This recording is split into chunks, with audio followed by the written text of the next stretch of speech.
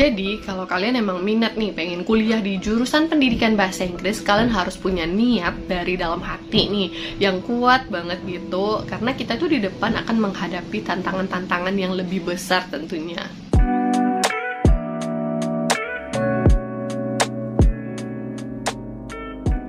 Hai guys, welcome to my channel. Balik lagi sama aku, Nia Utami.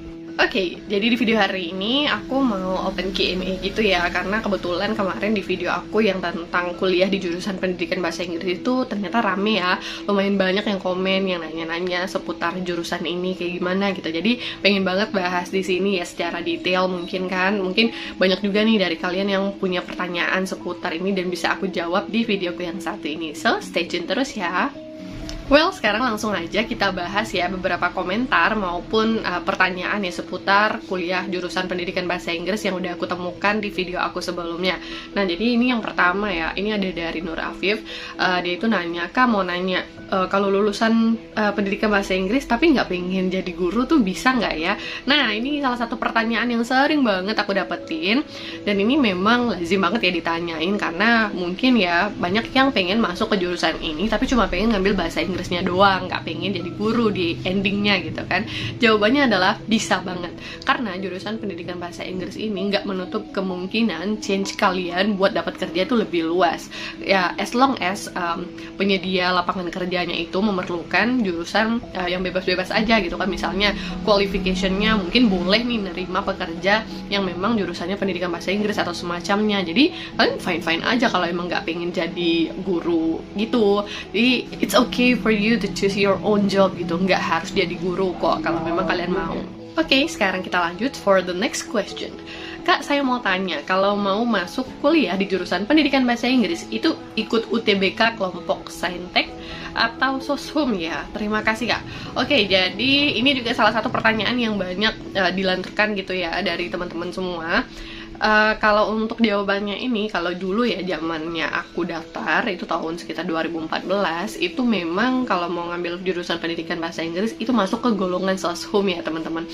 Jadi ketika kalian itu awalnya, kalau jangan sampai terjebak ya kayak aku, kalau memang dari awal tuh niatannya pengen masuk bahasa Inggris, ya udah di awalnya tuh boleh kalian udah siapin nih dari SMA kalian masuknya IPS aja, karena itu masuk golongannya Soshum guys. Ini sama case-nya kayak aku, dulunya aku itu jurusan IPA tapi malah minatnya ke pendidikan bahasa Inggris, jadi itu susah banget. Sedangkan soal-soal Soshum itu kan namanya juga ilmu sosial humaniora gitu kan, jadi emang ilmu-ilmu IPS-nya itu banyak banget di situ dan susah banget buat dijawab beneran. Nah, ini makin seru ya kayaknya makin kesini. Oke, kita lanjut the next question. Kak, dosennya ngomong pakai bahasa Inggris kah? Takut banget mau ngambil jurusan pendidikan bahasa Inggris soalnya nggak bisa bahasa Inggris. Oke, jadi ini salah satu question juga yang mungkin bayangan orang-orang tuh ya, mungkin nggak sih Kak kalau masuk jurusan bahasa Inggris kita tuh ada translatean juga dari dosennya, nggak full English gitu. Kalau khusus aku pribadi, ini malahan most of my college life in English. Jadi kebanyakan dosen-dosen, memang nggak semua sih, tapi kebanyakan memang mereka full English guys. Jadi ketika kamu jadi mahasiswa, kalian memang harus memahami gitu loh, apa sih yang dosen kalian itu sampaikan. Kecuali memang dosen-dosennya itu dosen umum atau enggak dosennya nggak terlalu itu ya sama English. Tapi kebanyakan tuh apalagi kalau dosennya lulusan luar negeri, nah itu memang English mereka tuh memang bagus banget gitu loh. Jadi pengennya tuh mahasiswanya tuh terbiasa dengan English, makanya pengantarnya mereka ngajarinnya itu full English, dan nggak kayak kalian nonton pas di film-film ya ada terjemahan di bawah, nggak ada guys. Jadi biasanya kalau aku ngakalinnya dengan nanya ke teman gitu kan, itu maksudnya ibu bilang apa, ibu dosen bilang apa, atau sir atau missnya bilang apa, kayak gitu. Oke, kita lanjut. Jadi ini masuk ke pertanyaan selanjutnya ya, Kak, PBI itu masuk di Soshum atau Saintek ya Kak? Nah, ini udah aku jawab tadi di awal ya, jadi ini masuk ke golongan Soshum ya. Ini nggak perlu kita review terlalu jauh gitu pertanyaannya. Sekarang kita lanjut, ini dari Ukti Lira ya. Assalamualaikum Kak, aku masuk bahasa Inggris juga tahun ini, tapi belum lancar juga bahasa Inggrisnya. Kok jadi takut ya makin kesini, kasih saran dong Kak. Nah, ini the same case ya, mungkin ini dialami oleh para maba gitu kan, ataupun yang baru-baru masuk. Jadi memang di awal ya, aku pribadi punya pengalaman itu pas baru masuk bener-bener kesulitan banget guys. Dimana bahasa Inggris aku juga nggak terlalu bagus, dan memang banyak masalah kayak belum lancar gitu kan, nggak pede mau ngomong dan segala macam. Ini pasti lumrah kok dialamin, jangan takut ya dengan hal kayak gini, karena lama-lama kalian itu akan menjadi suatu kebiasaan gitu loh. Dan saran aku sendiri, kalian tuh harus mau mengimprove diri sih intinya. Jadi tingkatkan aja diri kalian dengan banyak-banyakin belajar. Ya itu terdengarnya memang casual banget gitu ya, tapi memang itu yang paling bisa bantu gitu loh. Ketika kalian itu memang ngerasa kesulitan, aku juga ngerasain kesulitan gitu, tapi memang di awal-awal itu ketika menghadapi kesulitan itu, untungnya tuh teman-teman tuh ada, teman-teman tuh nggak pelit ngasih tahu ke temennya kayak gitu. Cari deh teman-teman yang memang bisa ngebantu kalian nge-improve diri kalian dan banyakin belajar kayak gitu. Oke, next question. Sekarang ngajar di mana? Wah, ini nanyain aku ngajar di mana ya? Ini alhamdulillah aku dapat kerjaan di kampung halaman aku sendiri ya. Jadi aku jadi guru honorer masih gitu. Oke, sekarang ini pertanyaan lainnya. Kalau matematika kak, nah ini maksudnya tuh dia nanyain kayak ada nggak sih pelajaran matematika atau mata kuliah matematika gitu kan di jurusan pendidikan bahasa Inggris. Jawabannya nggak ada matematika yang memang kayak mata kuliah matematika gitu ya, tapi yang ada adalah statistik.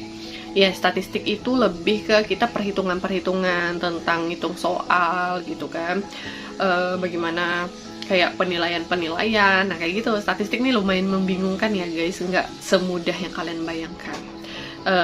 Jadi selain statistik itu juga ada language assessment namanya. Jadi kayak perhitungan-perhitungan dalam assessment gitu kita pelajarin di sini. Jadi kayak ada unsur-unsur matematikanya dikit, tapi nggak ada yang kayak belajar matematika bener-bener full matematika, nggak ada. Ini juga salah satu alasan aku kenapa milih di jurusan ini, karena aku nggak suka matematika dan aku lebih suka bahasa Inggris gitu. Oke, kita lanjut. Jadi ini sekarang jadi guru PNS kak. Wah, ini pertanyaannya agak menusuk gitu ya. Jawabannya adalah belum ya. Aku masih jadi tenaga honorer di sekolah tempat aku mengajar. Nah, jadi aku belum jadi PNS guys, karena kemarin juga ikut tes dan gak lulus. Ya tapi nggak apa-apa dia, hidup akan terus berjalan. Nah, ada lagi yang nanya. Oke, ini Untan Pontianak. Wah, gitu kan. Wah, ini kayaknya menarik banget nih nanyain Untan Pontianak gitu kan. Ya, alhamdulillah aku jurusan pendidikan bahasa Inggris dari Universitas Tanjung Pura Pontianak. Nah, jadi buat kalian yang memang minat masuk ke sini, ini bagus banget ya buat kalian gitu. Karena aku adalah salah satu alumninya juga yang ngerasa kayak kuliah di sini tuh merupakan salah satu impian gitu kan, yang mungkin dimiliki oleh orang banyak, dan ini merupakan pilihan yang menurut aku bagus deh buat kalian semua. Kita lanjut. Kak, aku kuliah di pendidikan bahasa Inggris, gimana prospek kerjanya selain jadi guru? Apakah bisa ikut tes CPNS? Nah, kalau untuk ini kalian bisa tonton videoku yang satu ini ya guys, karena aku jelasin secara detail banget tentang prospek pekerjaan. Dan untuk kalian yang bertanya apakah aku bisa jadi PNS, tentu saja bisa gitu. Tentunya harus sesuai formasi yang dicari ya, tapi untuk selengkapnya kalian bisa tonton videoku yang satu ini. Next question. Hai kak, aku anak IPA tapi pengen banget nih masuk PBI jalur SNM. Kira-kira bisa nggak ya gitu ya? Boleh minta sarannya, mending fokusin SNM atau belajar jalur SBMPTN aja. Nah, kalau ini aku nggak terlalu itu ya, maksudnya tuh aku nggak punya pertimbangan, kayak aku juga nggak tahu penilaian mereka untuk dari bidang SNMPTN tuh gimana, kayak kalau kita jurusan IPA terus kita mau milihnya di IPS gitu kan. Karena balik lagi, lulus SNM tuh bener-bener keberuntungan. Ketika nilai rapor kalian tuh bagus, meningkat, nah itu bisa jadi pertimbangan nih buat kalian lulus di jurusan ini kayak gitu. Tapi tuh aku nggak juga paham nih ilmunya, kayak yang SNM tuh lebih prioritasnya sesuai dengan jurusan kita di SMA atau tergantung nilai kita bagus enggaknya. Nah kayak gitu, jadi I have no idea juga sih gitu kan. Selanjutnya kalau menurut aku kalian mau tingkatin di SBM kayaknya agak-agak susah sih ya sama case-nya dengan aku tadi, karena ini soshum beda banget sama saintek, jauh gitu. Jadi ini perbedaan yang sangat jauh ketika kalian mau meningkatkan. Kalau memang soshum berarti kalian belajar hal yang benar-benar baru lagi di luar dari jurusan sekolah kalian waktu di SMA kayak gitu. Oke, kita lanjut. Ini lagi belajar mata kuliah sistem fungsional nih kak, pening kepalaku. Ya bener banget, kalau belajar yang namanya linguistik itu aku angkat tangan, karena memang bagi aku susah. Dan mungkin kalian akan ngerasain hal yang sama ya. mantep banget nih komen kayak gini nih, kayak the real testimony ya mata kuliah yang linguistik. Oke, sekarang ini lanjut komentarnya.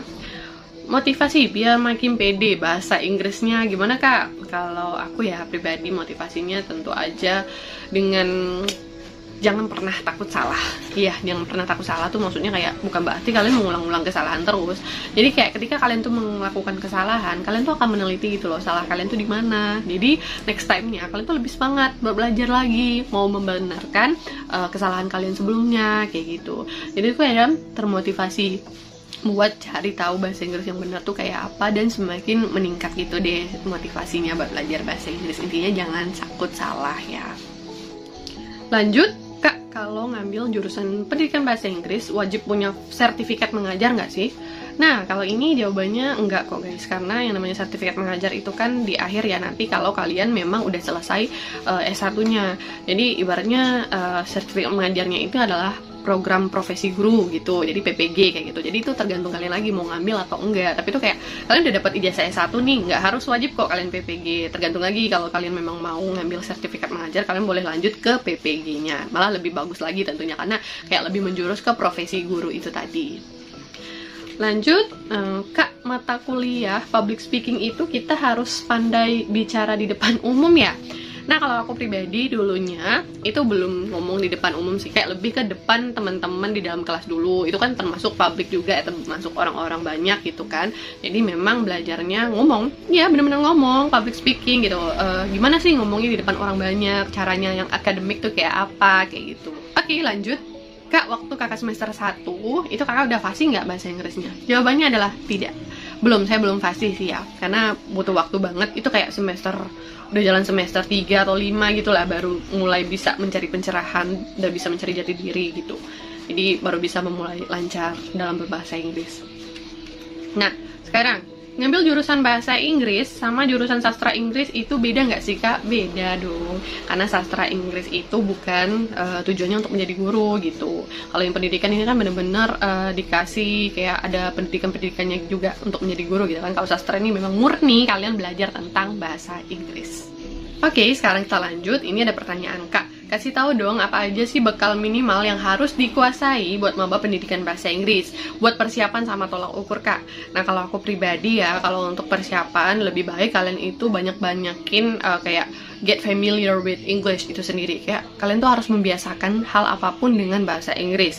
Kemudian kalian tuh harus menguasai vocabularies yang memang academic, dimana itu yang sekitaran area pendidikan gitu loh guys. Jadi kalian memang udah paham kayak gitu. Paling nggak tuh kan kalian harus punya basically kalian ngerti apa yang orang lain sampaikan, tapi tentunya dalam bahasa Inggris. Jadi itu ketika memahami apa kata dosen kalian tuh udah bisa gitu. Oke, kita lanjut ya guys. Bu, aku jurusan pendidikan bahasa Inggris, tapi takut ntar pas sidang malah susah nerjemahin atau ngomong bahasa Inggrisnya. Gimana ya tipsnya kalau lupa translate atau nggak tahu artinya pas sidang?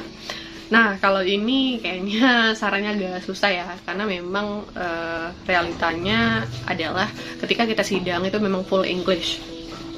Terus kayak, ya pasti ada momen dimana kita tuh ngeblank gitu loh. Ketika kita tuh udah nyiapin nih sebaik mungkin, tapi tuh ujung-ujungnya malah lupa dan malah nggak tahu kata-katanya tuh apa. Kalau menurut aku sih lebih ke nyiapin kosakata yang memang berkaitan sama itu kamu ya, sama tesis kamu aja gitu. Cari-cari yang memang bila perlu nih kalian siapin catatan-catatan kecil gitu yang memang di dalam tesisnya yang mau kalian presentasikan.